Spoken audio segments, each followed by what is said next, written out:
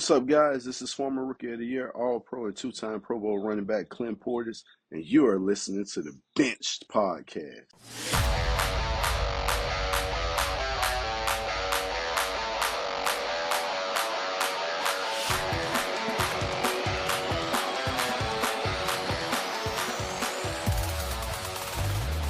Hello!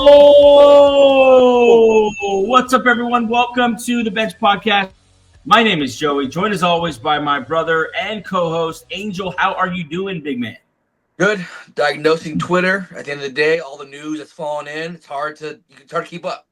I tell you what, we're in the point of the year where there isn't 3 minutes that go by where I'm not checking in on something, whether it's my own team, the Eagles, or just across the league, all the stuff that's going on. So much fun. I love this time of year. I know you do as well, Angel. And if you are not subscribed to the show with those notifications on, please do so, because we are working our arses off, trying to keep you updated and just up to date on everything that's going on. The signings, cuts, the re-signings, the rotations with other teams, the trade requests. And then, of course, we haven't even got to free agency yet. Next Wednesday. Speaking of free agency, Angel, next Wednesday here on YouTube, we will be live with a free agency live. We call it frenzy. I don't know, free agency stream.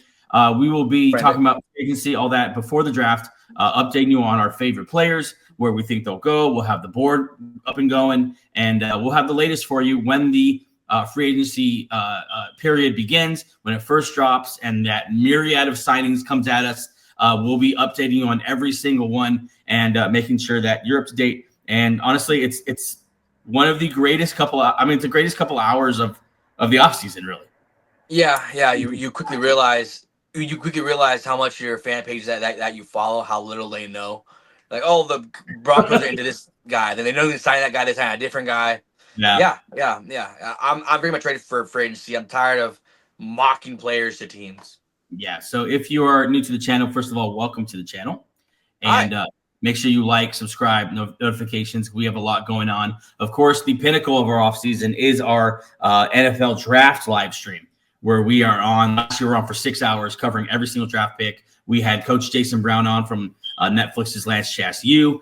This year, we're having some guys on as well, so make sure you are just following along. We are 365. We'll be covering the league. Because we love the offseason as much as we like the season. That's a real statement. Yeah, I'm sure that's for the football nerds. The football nerds love them some offseason talk, offseason trades, cap casualties, cap like maneuvering. It's fun. Yeah. So make sure you're subscribed to all that. If you're listening on any of the audio platforms, Spotify, Apple, whatever it may be, thanks for joining the audio version of the podcast. Of course, brought to you by the Fans First Sports Network, a network we've been part of for a couple of months now. Make sure you check out all their great podcasts, individual team podcasts. They have a lot going on. Check them out. But thankful to be a part of them. And, of course, follow us on the socials, Instagram, Twitter, X, TikTok. We got it all going on at Benched Show for all of that. Okay, on today's show, we're going to really quick fly through as much of the news as we can. This is not a news show, though. We are in the middle of our series, the perfect offseason, going division by division, team by team, and doing 5 moves that we think will be absolutely perfect for this team to take them to the next level. And for some of these teams, it's in a win now fashion. For some of these teams, we are, hey, let's take a step back and let's reset a couple things. Let's let a couple guys go. Let's invest in some young guys and move forward. So it's a lot of fun because each team is different. Each team, the approach is different. The cap is ever changing. And so we have been going through, I'm not even going to try to name all the divisions we've gone through because we have not done it in any certain order.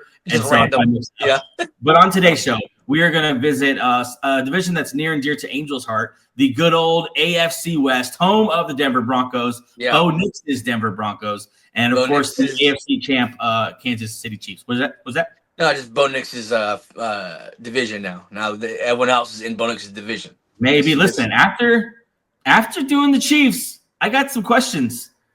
I got some questions about the defending AFC champs. Chiefs have some holes that need to be filled. Pause. But there's a lot of stuff with the Chiefs that isn't great. Some news that broke out today that wasn't. Sorry, it's just Chiefs have some question marks, legit question marks. Yeah. Yeah. So we're going to get into all of that today on the show. First, let's start with some news. Let me throw those on the bottom of the screen here.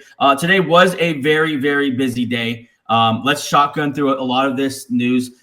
This is also being covered on all of our social media accounts. So if you want to be up to date as well, make sure you follow the social media accounts. But we'll do it here as well. First of all, right up top there, massive, massive news out of Seattle. DK Metcalf. Right after, I'll do 2 for 1 here. They cut longtime Seattle Seahawk Tyler Lockett. You think about all the great years and moments he's had for the 12 up there, the Seahawks.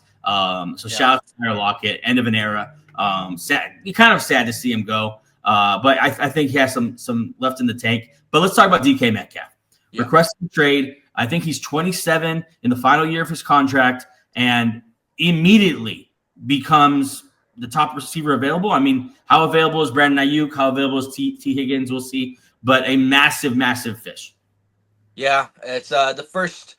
It's like the Garrett Wilson stuff. We're not sure if that's real. The Ayuk stuff. We're not sure if that's real. This is real. Both sides have agreed. Let's explore a trade. Seattle and DK's camp. So yeah, it's exciting. Then every team should be in on DK Metcalf. 27. He didn't turn 28 till December. Like he's a young 27 years old. Just off the top of my head, teams that we have already thought about DK Metcalf, what the Patriots for sure, the Commanders, the Texans, the Chargers. There's a lot of Bills, teams. Bills, Packers. Just he is that AJ Brown comp where this is one. Like we pretty much know what T. Higgins is. We pretty much know what Brandon Ayuk is. We pretty much know what a lot of these top receivers that might be available are. DK Metcalf still has a ton of untapped potential because he has not played with the best quarterbacks, that age version of Russell Wilson, Geno Smith, who's okay but not great. And so DK Metcalf, huge fish. We'll see what happens there. I mean, also, I think it would make me happy to see him go to Green Bay just for Gabe. Yeah. But good spot. Anyway. But at this point, I'll put the Broncos to get him, so I don't care. Oh, yeah, the Broncos. Yeah, Broncos definitely another landing spot. The Bears did some work on their offensive line today, trading for guard Joe Thuney from the Bears. 4th-round pick in 2026. Joe Thuney, who was, I mean, you can make an argument that he was the most valuable player on the Chiefs last year. He was so valuable. Yeah, they made him kick out to left tackle, and he did a pretty good job until Super Bowl. We kind of got exposed, but I mean, it was a blowout anyway. But still, like Thuney is a very good All-Pro guard. So that what a trade to make by Ben Johnson and Ryan Pace over there in Chicago is slam dunk. After you guys traded for Jonah Jackson the day prior. Yeah, so showing up the inside of that offensive line. I mean, he comes from Detroit, and this was the calling card. Detroit, dominant offensive line. Joe Thuney, slowly building one of the best offensive line careers we've ever seen. He has been to 6 Super Bowls. He's won multiple Super Bowls with both the Chiefs and the Patriots, played with Tom Brady and Patrick Mahomes. Now he's going to block for Caleb Williams, who certainly sees himself in that light of maybe someone who could be one of the all-time greats. So cool to see Joe Thuney there. Cool to see the Bears just being responsible. Yeah. Being responsible. They're not – it's not DeAndre Swift this year. No, it's Joe Thuney.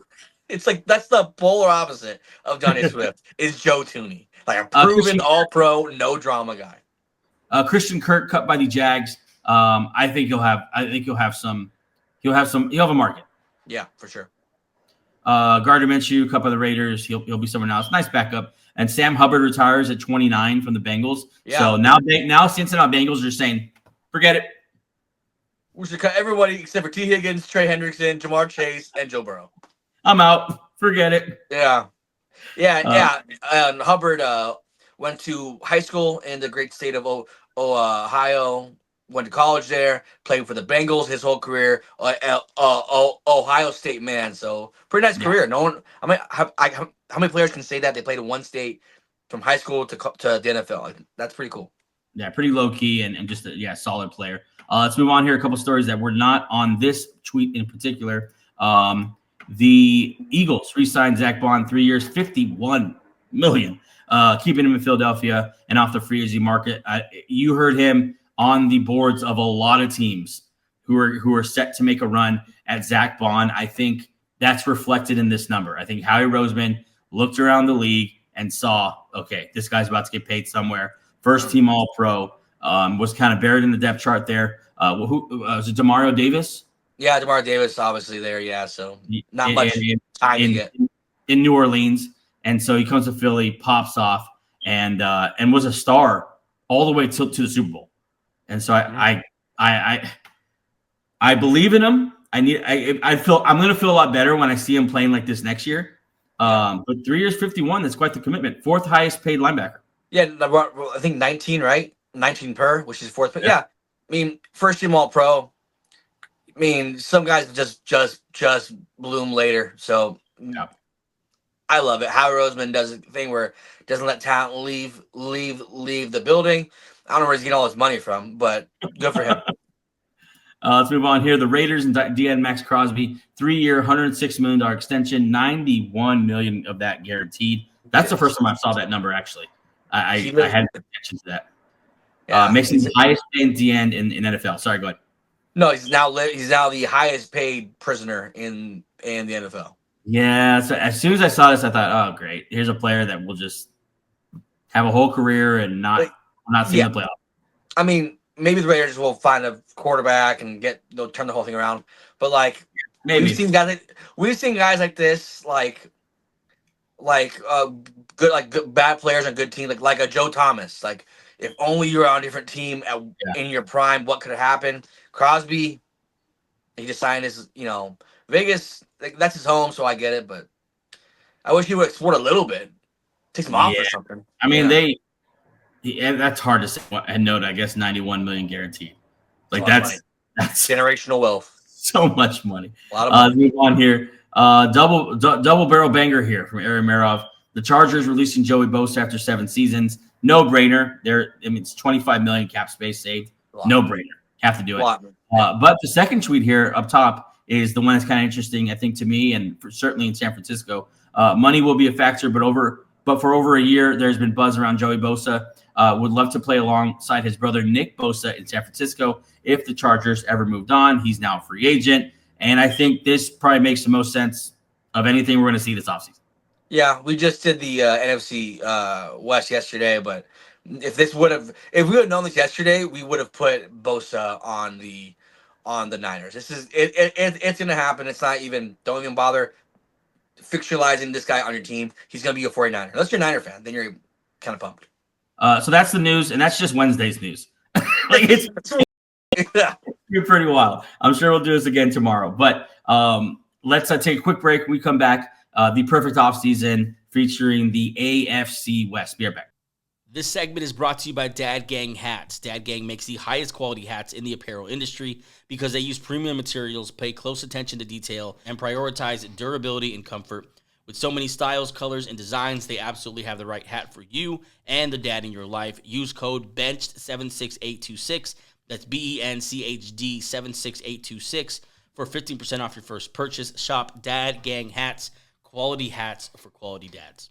All right, we are back. The perfect offseason, AFC West. Let's get right into this thing, and you're going to get us started with your favorite Las Vegas Raiders. Go ahead. Yeah, this was tough. Like Joey said, I'm a Bronco fan, but this one, being objective, thinking about what I would do if I'm Pete Carroll, Tom Brady, and that new regime trying to build a culture, right? So like, last couple of years you've had just like one of the worst teams rosters in the league. So year one, you're not winning Super Bowl next year. What you're doing now is you're just building a culture. So that was my mindset here. $95 million in cap space. I didn't spend it all because I don't think there's guys out there that are worth it. I mean, there's a couple guys that probably won't play for the Raiders and a couple guys that just aren't worth the money. I started off with quarterback. I think picking number 6 in the draft, you're kind of behind. There's like 2 big ones, obviously Ward and Sanders. But after that, you can kind of wait, in case you believe in them. So I don't want to quarterback. So I'm going to lead off my free agent quarterback here with quarterback Justin Fields, signed to a 2-year deal, have him be a bridge guy. This is a very pro Justin Fields show. Obviously, last year with the Pittsburgh Steelers played well. I think with the Raiders here, it'll give them an identity immediately, have them be and we all know Pete Carroll likes to run the ball. So what does Justin Fields do well in any offense? He runs the ball well. He might be every team's best back. I mean, I'm sure he was that way in his time in Chicago. So yeah, I think Fields to the Raiders makes sense. Not a lot of money guaranteed, really, like maybe like a 2-year deal, and next year go into a rookie thing if Fields doesn't work out.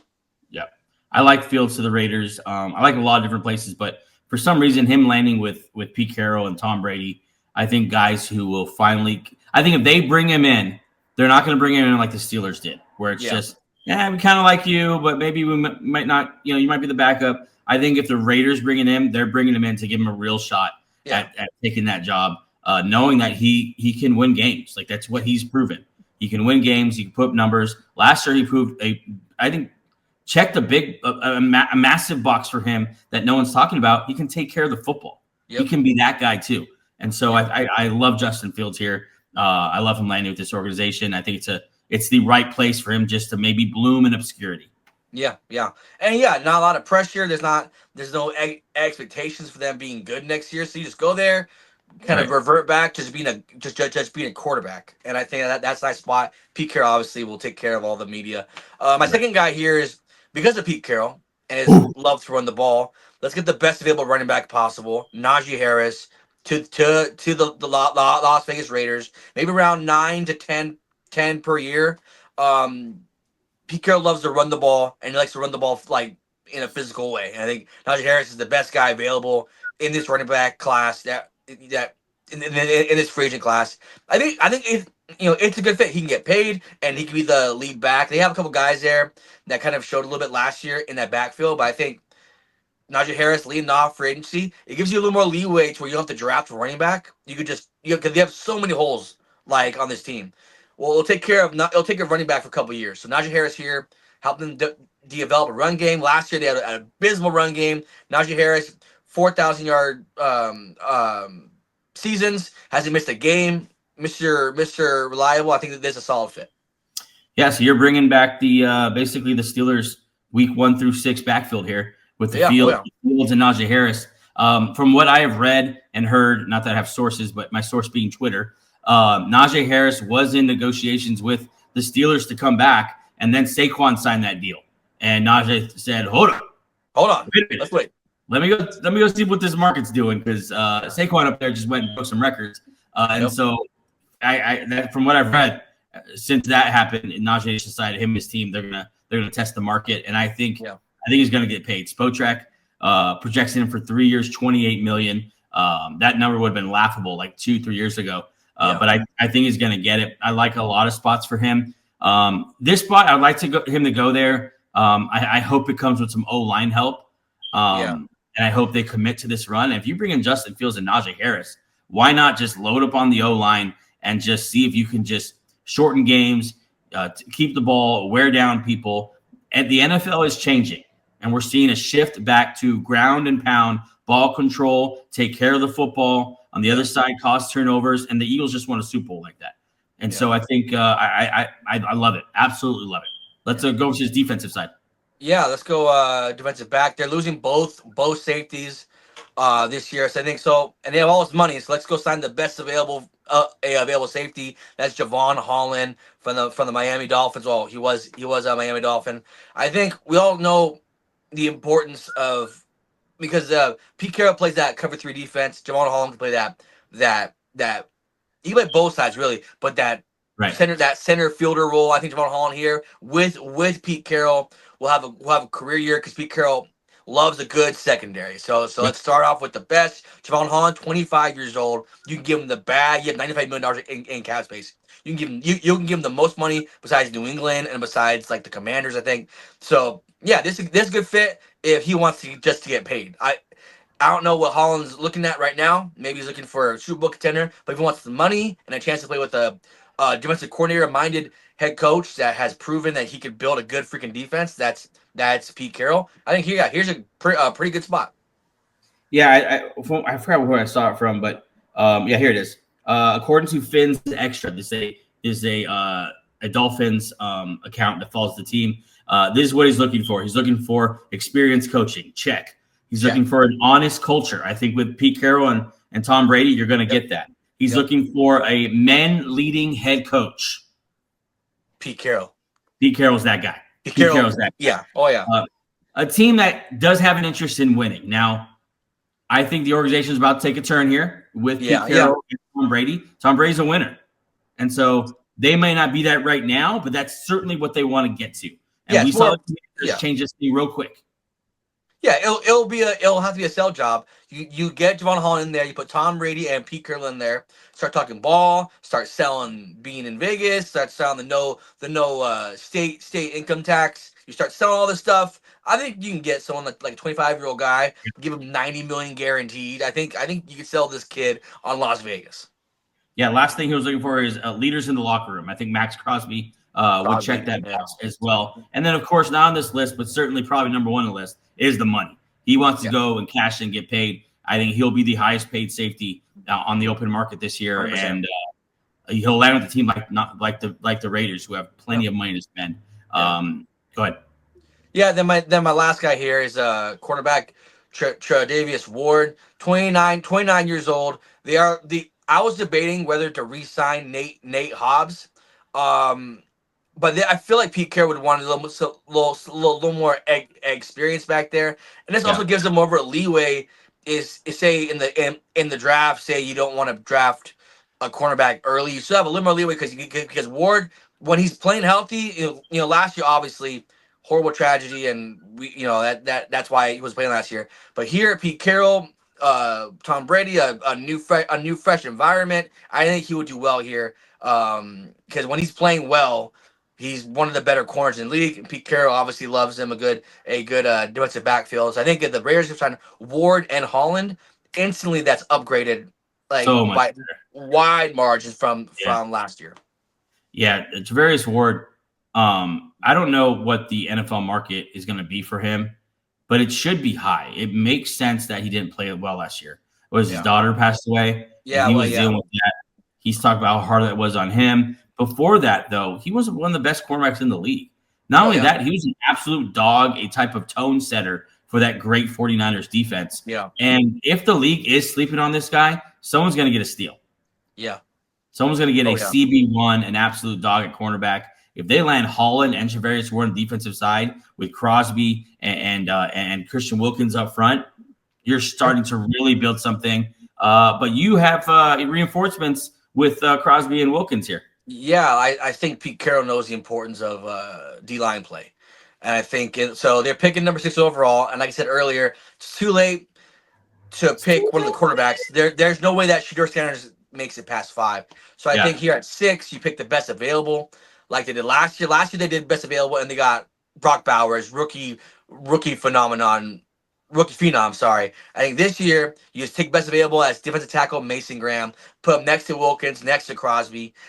That's the makings of a pretty good D line. You start getting physical. You start having an identity on both offense and defense with pair Mason Graham with Ward and Holland. Then you add Najee Harris and Justin Fields to the offensive side of the ball. You run the ball and you play good defense. That's a Pete Carroll mindset right there. So I think through these 5 moves, I'm very confident this team. I'm not saying they make the playoffs, but I'm saying they're better than people think. I've been saying this since they hired Pete Carroll. They're gonna be a good team next year. Question for you: unless Travis Hunter falls to them, which obviously that'd probably be the pick. Yeah. Is there any other receiver you would take there, number 6? Well, T-Mac is the guy. Myers in the fold right now. Yeah, I was, obviously T-Mac out of Arizona. I was debating him right here, but it's a deep wideout class, and Pete Carroll. Look, when he was in Seattle, he would just have these 5th round or 6th round picks just shine. I think he's good at drafting. Yeah, Lockett, Tate, all these guys who are good in the back end of the draft. I think he really values O-line or D-line and defensive backfield. So I think T-Mac was a choice here, but I think they could get away with Bowers, and maybe if they trade Mayer, they get draft pick back and use that pick for wideout. But yeah, Mason Graham here is a tone setter for sure, though. Really excited to see what the Raiders do this offseason. I think they could be next year's Chargers if everything goes right. I just trust Brady. I trust Pete Carroll. I trust them to at least get this thing, like raise the floor of this organization to a competitive franchise, not what they've been the last couple of years. And I think these are the type of moves that I need to see them making. Like I need to see you make the right moves, be aggressive, bring young talent that you can build around for the next few years. I don't know if this gets them there next year, but they're a hell of a lot better if this is the way their offseason goes. Yeah. That is the Raiders. Let's go to my first team, and that is the Los Angeles Chargers, of course, led by Harbaugh. Cap space at $91 million, and that's after releasing Joey Bosa today. That's not a $25 million increase there. So $91 million, a lot of money to spend.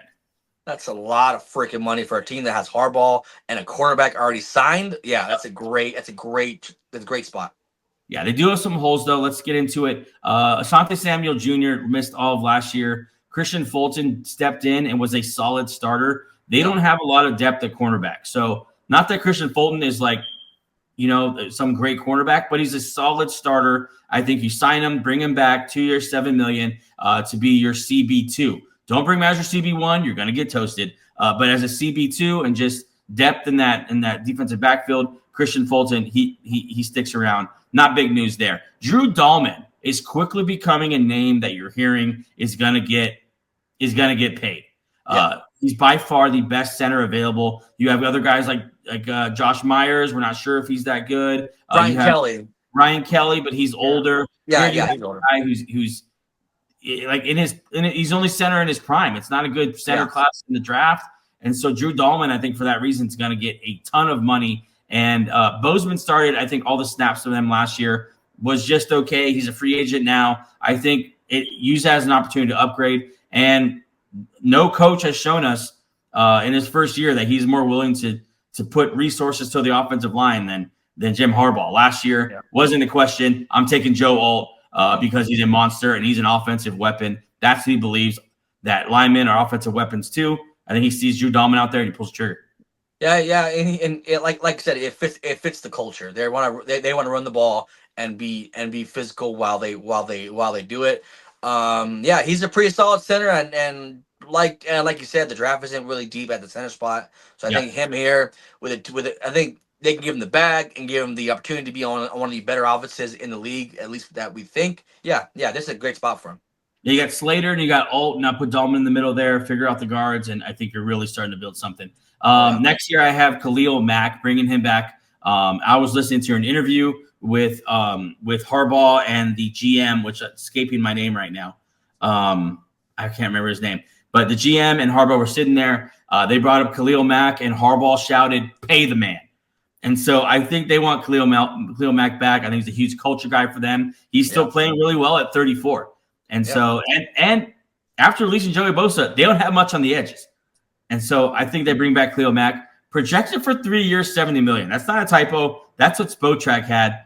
I don't know. Pass rushers do get a premium. Maybe he gets that. Hopefully he takes a team-friendly deal here. Go ahead. I mean, Vaughn got a big deal a couple years ago. It's not teams will pay for pass rush. So I don't doubt that he'll get a nice solid check.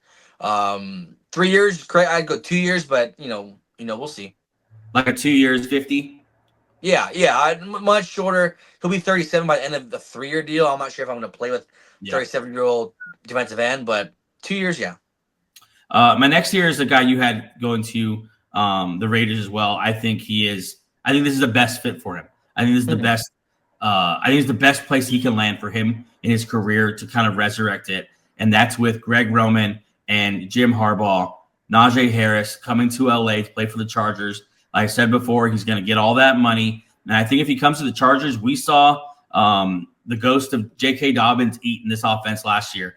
I think you put Najee Harris, who still has plenty left in the tank, plenty of explosion, obviously plenty of power. You put him in an offense that's now built around him essentially, and you see Najee Harris have an ascension similar to what happened with Josh Jacobs when he went to Green Bay. So what are you doing are you bringing back J.K. Dobbins? On a team-friendly deal, I don't think you're relying on him. But I think you can bring him back and you can mix him in. Yeah, I think Najee Harris is a good spot. Obviously, I am the Raiders, but the Chargers' offensive line is much better. So, I think here, with a team that runs the ball heavy, Najee Harris is proven to be reliable and productive, 1,000 yards. So, each 4 seasons. So, I think this is a good spot. Upgrade over Gus Edwards and whatever they had behind J.K. Dobbins. Even if they bring back Bring back Dobbins. What a 1-2 that you would Yeah. have with J.K. Dobbins and Najee Harris. Do Yeah. you think Dobbins will have much of a market? Yeah, I do. Really? Teams will take a shot. He's gonna be 26 years old. Prove that he could be healthy. Prove that he could be carry the workload. I think he'll get a shot. As well as I was worried. I was trying to see if you'd bring him back here, but I guess you could be in conjunction with Najee Harris. But Yeah, I I mean, think it showed in the playoffs. Like, you need some more juice. Like, J.K. Dobbins is nice. He's a nice story. He played really well during the season. But I think you need someone who could be a star. If you're going to have this offense, which is going to be built around the running back, and you're not going to build around this quarterback and let Justin Herbert be the star, then I think you need to get the best possible running back you can find, not just a nice story and a good player. I think Najee Harris is the guy you go with here. The best back on the market, right? yeah. I mean, it's either him or Dobbins, and I would take Najee. Yeah. Yeah. My next guy is, and listen, you're gonna see DK Metcalf pop up on a lot of these charts here. Oh yeah. Because everyone's looking for that guy. There's so much untapped potential there that it's hard not to take a stab at him. He's already been linked. I think I'm reading a tweet here from Justina Anderson. A team is willing to give up a 3rd round pick for him. I thought it'd be higher than that. I'd give up a first, honestly. For DK I think Metcalf. that must be like the second part of the deal. There's no way he's gonna 3rd round pick. I think Adams and Tyreek Hill both went 1st round picks. I think I think this would be like that's the secondary part of the trade compensation would be a 1st and a 3rd. I read another report that the Chargers were going after DK Metcalf pretty hard the last time he was kind of available for trade. And so I think the Chargers really want this guy. I think he fits the Harbaugh culture of just compete, dog. I don't think he minds the other stuff that DK Metcalf does on the football field. And I think it's a good fit. And I think you bring I think you're leaning into that toughness if you bring Najee Harris and DK Metcalf on board. Oh, yeah. And then you put Ladd in the slot next to DK. That's a pretty nice 1-2. Really nice. And like you said, the physicality that Najee Harris and DK Metcalf would bring to your team would be game changing. Yep. With the 22nd overall pick, I'm going to have the Los Angeles Chargers selecting Will Johnson from Michigan. Right, had the great season while under Harbaugh when he was projected to be a top 5 pick. And so I think if he's sitting there, which he might be sitting there in the 20s, and Harbaugh's season come up, he's going to remember those good old days when Will Johnson was locking down half of the field in Michigan, and he's not going to pass up on the guy. I just got to believe that he's going to start bringing Michigan guys into LA here. Yeah, and go with what you know. Obviously, last year, he was hurt most of the year, turf toe injury. He was just out most of the year. He wanted to come back. I just saw a mock draft where McShay is in love with him because he was saying that how this guy was trying to get back, but he was hurt. And I think the year prior was his best year with Harbaugh, and Harbaugh's gonna see this kid, be like, I can get this young guy, replace Asante Samuel. It's almost too easy, but it makes the most sense. Like, get a guy you have a need at corner. This guy's a pretty good corner under Harbaugh. Yeah. Yeah, 100% agree. Where do you see the Chargers ending up if this is how the offseason goes? If they do this is how. I mean, I would probably put them. If this were the scenario, it'd be hard not to say 2nd in the AFC West. Oof. But it all depends on like what the Broncos do. So like if like the Broncos stay, what they are now, and this is what the Chargers do, it'd be hard not to, because they're just elevating every level on offense and defense. So yeah, it's gonna be hard not to be on the bandwagon of the Chargers here. I think if you get another finish like that from Justin Herbert this year, it's gonna get really loud. Yeah. It's start to get loud because I think they're gonna be aggressive about building around him, and he's gonna stand out more if he can't get the job done. Let's move on here and go to finally your team, your little baby boys, the Denver Broncos. Take it away. Yeah, my Broncos obviously last year made the playoffs surprisingly. Ran into the Bills, and then we got smoked. But it was a hell of a ride. The Bo Nix experience was a complete success at this point because the 1st round draft pick, who turns out to be a pretty good quarterback, in my opinion, the 2nd best quarterback in this draft class. That includes Caleb Williams. I'm very high on Bo Nix. So let's start building this team around Bo Nix with the idea of let's take advantage of this rookie contract quarterback. That's Yeah. when you have when you have a rookie that's good, you automatically think look at the Commanders. Pay $17 million to Deebo Samuel because they can afford to do it because not paying a quarterback. So my thought is that. So right now they stand at $41 million in like cap space. You cut Alex Singleton, who was hurt last year, and PJ Locke, who just didn't turn out to be anything good. You save about $9-ish million, so you have about $50 million to play with here. So a pretty good amount. I think if you cut Powers or renegotiate, you can create another $5. So you have a little room here. My first one is a linebacker who I don't understand why people hate him or why he keeps bouncing around. Linebacker Ernest Jones, former Seattle, former Tennessee, former Miami linebacker, not Miami, Tennessee, Seattle. Yeah. He plays LA Ram linebacker. Sorry. He's played everywhere. We forget that he started with the Rams. Yeah. I think the Broncos have been looking for a middle linebacker for a long time. Last year, Singleton got hurt early. We had Cody Barton play, and we had Josie Jewell a couple years ago. Just as average linebacker as you can get. I think they finally kind of take care of it here. It would have been Zack Baun because Zack Baun connection with Sean Payton. That's who I was gonna have. Then the Baun news came out, so this is the plan B. And the hell of the plan B. 25 years old. 100+ tackles in almost every year of his career, and they can afford to pay him. So yeah, I think it is a nice fit here to add to that defense, which led the team, which led the NFL in sacks last year. So an aggressive downhill defense, get an anchor in the middle, and I think this is a slam dunk like fit. Yeah, I think Ernest Jones is going to get paid. If you notice here, Spotrac, as soon as Baun was signed, Spotrac upped his projected. Because I think everyone behind homeboy from the Chiefs, Nick Bolton, he's the cream of the crop. Like he's the guy. Yeah. And I like Ernest Jones. I like him in the middle of a tough-minded, defensive-minded team like the Denver Broncos. I think will end up being, and I think he can be that middle tier, right? You have some really good back-end players. You're building up that defensive line. I think a guy in the middle, and like we said last show, you look around the league right now, and every good defense has one of these guys. The Ravens, they got their boy, right? They got Queen. And then you think of the Chiefs. They've been rolling with Nick Bolton and Drew Tranquil and Leo Chanel. The Eagles last year, best defense in the league. Zack Baun was an All-Pro.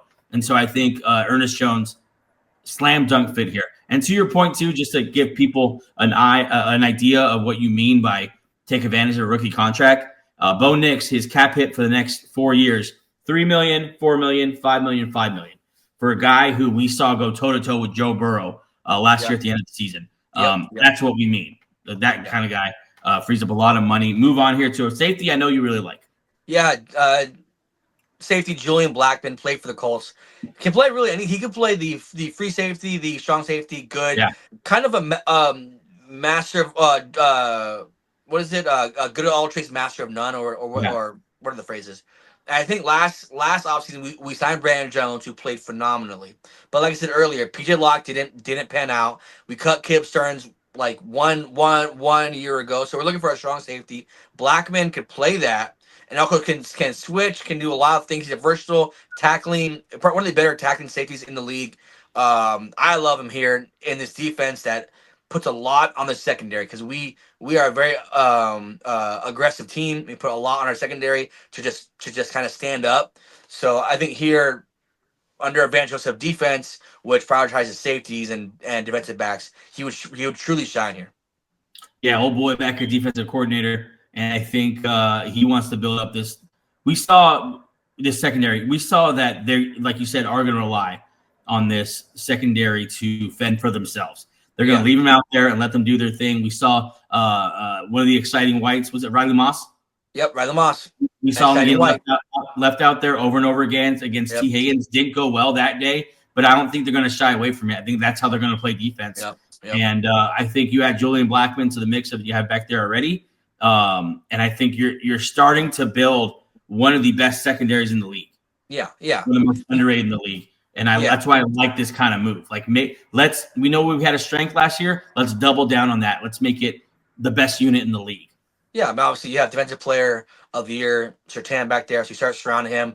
Just build around Sertan, get good safeties next to him, get good linebackers, build his defense up. This defense, Broncos defense has been good for the last decade. So this is just keep up, what you guys are doing. The You got a next right back guy, there. Yeah. next guy here is a running back who is underrated, reliable, good pass catcher, right? It won't cost a lot because at this point, I spent a lot of money on Ernest Jones and Julian Blackman already. So I'm looking for a cost-efficient one-year deal. You're gonna let Javonte Williams walk. Truly, truly ass last year. I was a big Javonte Williams believer. I backed Javonte Williams through and through. After the injury, I was a big. He's just not good. He's not good. I don't know if the injury never got back or it'll take longer. I'm not putting any money towards him. Putting the money towards Rico Dowdle, who proved last year on a bad Cowboys offense he can be productive. He had a very, very good season last year. Can catch the ball, which is a big in like a Sean Payton offense. And Sean Payton will elevate him to a different level even. So yeah, here Rico Dowdle for like a one-year deal. This is a very deep running back draft class. You can sign or you can draft a guy in second, third round and to pair with Dowdle. But I think starting off with Dowdle will give you a nice baseline of like we have a solid back. Last year we didn't have a solid back. We were near last in yards per carry because we were just bad. We're just a bad running team last year. So I think attacking this early and Najee might be too much for us. I think this is a nice, safe landing spot for us. Yeah. That was interesting to me. A report just came out that the Cowboys were interested in bringing him back and maybe pairing him with a running back from the from the draft. But I think he's going to have a market. I think he showed enough last year where it's going to pique their interest. And if they miss out on Najee Harris and maybe you have Jacob Dobbins up there or whoever else you might put at the top of that, Rico Dowdle's not that far behind. And I know it's a deep class in the draft, and so maybe a lot of people are going to think like the Cowboys, like, hey, you get Rico Dowdle, we think an underrated type of player, and let's take a shot at someone in the draft, and we have a shot at a really good backfield for relatively cheap next year. And I think Dowdle with the Broncos. Is he RB1? I don't know. I don't know if Sean Payton will ever have an RB1. I think he likes having multiple guys. Yeah. And I think adding to the mix is a good idea. Yeah, and then there's last one here, just familiarity kind of pick here. Juwan Johnson, hurt most of his career, but really shine was brought out by Sean Payton and that offense here. I think signing here would be a nice because last year we had Troutman and a bunch of shit. I'm telling you, at tight end wasn't a lot. I watched every Brown game 3 or 4 times. I know what we had. We had very bad tight end play. Release Greg Dulcich, right? We just cut him because he just couldn't block and he couldn't catch the ball either. So there's 2 things that tight end needs to do. He couldn't do either. Juwan Johnson gives, like I said, he's a nice baseline at tight end. We're like, at least we have an average guy here. So in the draft, we don't have to. We could, but we don't have to. That being said, I'll pair him with my draft pick. 20th pick overall. I have them selecting tight end Tyler Warren out of Penn State. Pair him with Juwan Johnson. You get a nice. Now you've made a weakness one of your strengths. You have a deep tight end room, and we all know how much Sean Payton loves to have tight ends, loves to have that joker kind of weapon. Tyler Warren is being projected as a kind of the like an offensive weapon. Not saying he's a Bowers, but in that realm where like you put him out on the field and he'll just create havoc. So I think Tyler Warren here at pick number 20, if he lasts that long, stand-up pick for a head coach Sean Payton who loves tight ends. Pause. Yeah, I think doubling up on the tight ends here would be not the sexiest things to the fans, but I'm telling you, it would work. Yeah, it would work with that Broncos offense, and I think these guys would get peppered with targets. Excuse me, with Bo Nix. Tyler Warren, you said at the end there, if he lasts this long, yes, run this up. A lot of people like Loveland as well. I like Loveland is a little bit more like Jimmy Graham, who obviously did really well with Sean Payton. But I think Tyler Warren, the comp that I've heard over and over again is Rob Gronkowski.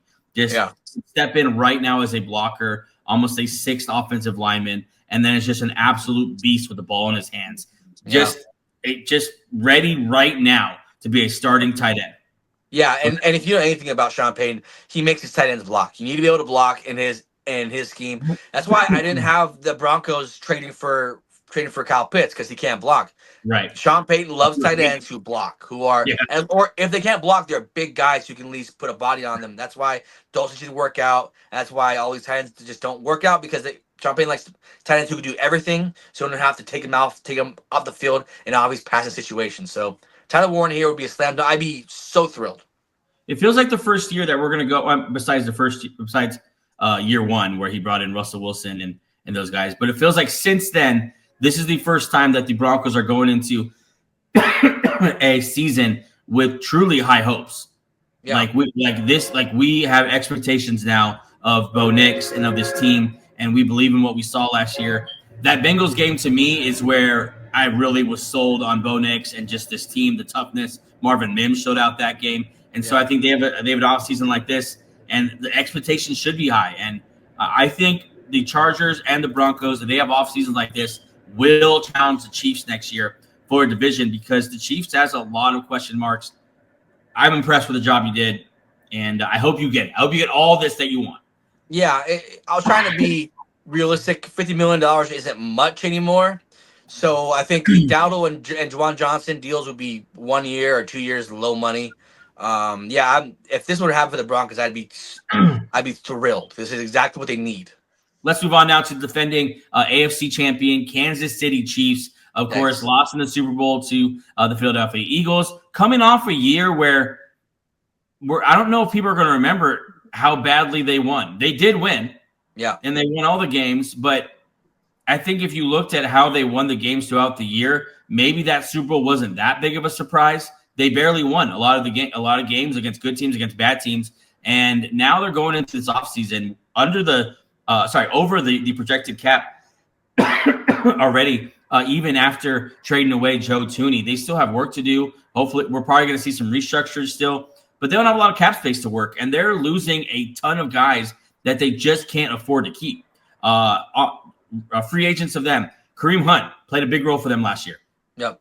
Samaje Perine, I see him let him go. Marquise Brown, I don't know if they'll be able to afford to bring him back. I think they will. I think he missed last season, and I think he likes it there. I think he likes the opportunity, and I think it's kind of like what could have been. Let's run it back because I don't want to go out like that. But namely on that defense, on both lines. Okay, you got DJ Humphries, who they're going to lose. Joe Thuney's out now. That's two major holes. And the other side of the Jawan Taylor, he's kind of a question mark as well. You're guessing Mike Caliendo is going to start there at one of the guards, but you have a lot of holes on the offensive line. The defensive line, though, is getting schmacked. Derek Nottie, who played a lot for them, he's not going to be coming back. Charles Omenihu, he's probably not coming back. Josh Uche, who they got at the trade deadline last year, he's not probably coming back. Turk Wharton, who one of the most underrated guys in free agency. Wharton from the Chiefs, he's not coming back as well. You got Chris Jones, another year older. He's almost retired several times now. They're probably not going to be back. Justin Reed, Nick Bolton's probably leaving. They're losing a lot of pieces on this team, and I don't know if they have the money to plug all those holes. And so I did my best here. I think you're going to have to take some shots and just go totally win now. Mm-hmm. Right? You're bringing back Travis Kelce for one more year. You do have some youth on this team that hopefully will be able to carry him through. Rashee Rice and Isaiah Pacheco and those kind of guys. But let's get into it here. All right, my first move here for the Chiefs, because that money is tight, taking a shot at Jedrick Wills, tackle, of course, drafted by the Browns. He got moved to left tackle after playing right tackle predominantly in college. It didn't work out. By the time he got benched at left tackle, they already had someone at the right tackle set there, and so he was pretty much just benched and didn't play. But what is originally a first-round pick, we have seen decent play out of him before in the past. And so I think taking a shot at someone like this is, I get not the greatest move, but with the cap space you have, the ceiling that he may have, not going to take much. I think Jedrick Wills, and I'll go ahead and loop in there with Will Hernandez as well. Older player from the Cardinals. I think he's well over 30 at this point, but still a decent, solid guard. You're going to have to play Thuney at some point, and we saw the kryptonite, and the word has to be out by now around the league. Kryptonite to beat the Chiefs, you rush the passer, you get as many pass rushes as you can, and you go make Patrick Mahomes run around. And so I think with Jedrick Wills, Will Hernandez, not super, great moves, but I think can help you at least piece a line together so that the Chiefs aren't having to, deal with games like the Super Bowl all year long. Yeah, so let's break down both players. So Wills obviously at one point was part of one of the better offensive lines in the league, and that wasn't because he was the weak link, that's just because he was a good player at that time. So I think taking a shot, he's not old. He's not. Jawan Taylor's got a nice deal for. They were probably had the same career arc. Like they were good at some points, they're bad at some points. I think a shot at Wills here is a nice allow ticket to place, because if he pops off, he could be one of the better tackles in the AFC. So that's a nice spot. And Hernandez has been a solid guard for a long time. He's just played for the Cardinals, so you never see him. Yeah. But yeah, he's been a solid guard, could be left or right side, good in pass pro. He's like 330 pounds. He's a big dude. So yeah, I think these kind of guys you have to take chances on, and they have enough upside to where if they both pop, it's a good piece to add next to Humphrey and now Trey Smith. Yeah, before Chiefs fans kill me, I think a guy like Jedrick Wills especially, you're throwing him to the mix, and hopefully you could find you need 2, maybe 3 offensive linemen out of this group. That's Mike Caliendo, Jedrick Wills, hopefully, and then Kingsley Suamatia. Yeah, I probably say his name, but he's probably gonna get a shot. Gonna have to see if he can play this year as well. And out of that group, hopefully you get a starter. I think you're right. I think Will Hernandez is plug and play, and you're ecstatic to have him. I think Will Hernandez is the type of guy that either Travis Kelce or Patrick Mahomes, or maybe taking some kind of a haircut to bring on the team. Someone like Will Hernandez, because they know that's going to pay dividends. Let's go to the other side of the ball, because they're losing a lot on that side as well. At safety, I think I read a report today, probably not going to be able to re-sign Justin Reed. And so you're going to need to go get someone. I think Jordan Poyer is the perfect guy to go get. He's not going to be expensive at all. He's still playing solid football. He obviously is so solid in the locker room. You're gonna love to have him on your team. He's gonna fit into the culture. He's gonna love playing for Spagnuolo. He's just a great all-around guy. Also, user of Aaron Rodgers' deal. What's it called? The drug? Ayahuasca. Ayahuasca guy. So you get an ayahuasca guy. Big ayahuasca guy. Guy's the limit. Jordan Poyer. Go ahead. Sorry, Poyer here is not a nice guy. He still played well last year with Miami. Solid safety. Yeah, it's these kind of guys that you have to take. And I don't think it would cost you a whole lot of money or a whole lot of years for that contract. He's already going to be 35 or 34. So yeah, solid ad here. Yeah, you got to imagine if he's going to continue to play, he's only going to be playing meaningful football. He's not going to play for some team that's rebuilding, and so I think I think it's mutually beneficial here. Guy looking to win still, and I'll go ahead and keep that going with Stephon Gilmore. I think it's the same exact thing for him. I think he wants to play meaningful football. Was on a great defense last year. If they can somehow swing it, and if for some reason the Vikings aren't interested in bringing him back, he is older, has been hurt before, so maybe that's why. But I think Stephon Gilmore coming in here. Besides McDuffie, everyone else was picked on in the Super Bowl, and so you're gonna need other guys who can step up. I think Stephon Gilmore still is playing really good football. Him and Jordan Poyer, I think, can steady that secondary and hopefully be healthy enough to a playoff run. Yeah, I'm. It's kind of surprising that you didn't pick. They're losing so much D linemen. You didn't pick one of these veteran edge rushers or defensive linemen here. I just don't know if they have the money for it. Yeah, it's gonna be tough. They're losing a lot of depth at that D line. Not even like starters, but the guys behind them. Pause. So yeah, it's gonna be pretty hard to replace those guys. Yeah, I thought. I mean, there's a lot of veteran edge rushers there, but they have to do what the Rams did: just start going in the draft and start collecting these draft picks and hoping they pan out. Because I think so. I have tackle Josh Simmons here from Ohio State. If he lasts that long, I think that caliber tackle you'd have to take. But I could also see them here going for an edge rusher. It's a very deep draft on the defensive line. So I do think they'll be able to get someone pretty solid in the second round on defensive line, not as deep in the tackles. So I think Josh Simmons, you take a shot at him, and maybe he's your left tackle of the future. Throw him in that mix as well. Maybe he's your replacement for Jawan Taylor. I don't know. I think, like I said before, let's just collect the offensive linemen and see if we could piece together a line here, because Patrick Mahomes is still in his prime and he needs to win more championships. And so, yeah, that's why I took Josh Simmons, but totally am with your point of they probably need some edge rushers too. Yeah. The Chiefs aren't on a tough spot. Chiefs Kingdom shouldn't be worried, but should be a little bit concerned about the starters here because it's hard to keep dynasties together for this reason. Everyone wants to get paid, and once they get paid, it's hard to keep them. So yeah, Chiefs are in a very interesting spot here. Yeah. So after doing this with the Chiefs, I mean, that's why I kind of had the idea of like, the Broncos and the Chargers here are going to be, might be able to make a move because the Chiefs have to figure some stuff out with the salary cap and with what's the next iteration of this dynasty. And coming off that kind of Super Bowl loss, that could be tough as well. People assume they're just going to bounce back like no problem. It's just I'm not calling a down year yet, but I think it's going to be tough. Listen, I called it this year for the Niners recovering from the Super Bowl, and I called it for the Bengals. The Chiefs, we'll see. That's our episode for today. The AFC West, obviously so much fun. In this division, we pretty much for the Broncos on the show. But I think we've done a pretty good job of objectively just trying to make all these teams better. And as usual, AFC West is going to be a blast. Yeah, a lot of drama, a lot of good head coaching there, obviously. Four almost Hall of Fame head coaches in one division. Wow. All have quarterbacks except for one. But you trust Pete Carroll to fix that problem, or Tom Brady to fix that problem there with the Raiders. Yeah, very, very fun division this year. And we will see you on Friday with a brand new episode. Bye. Peace.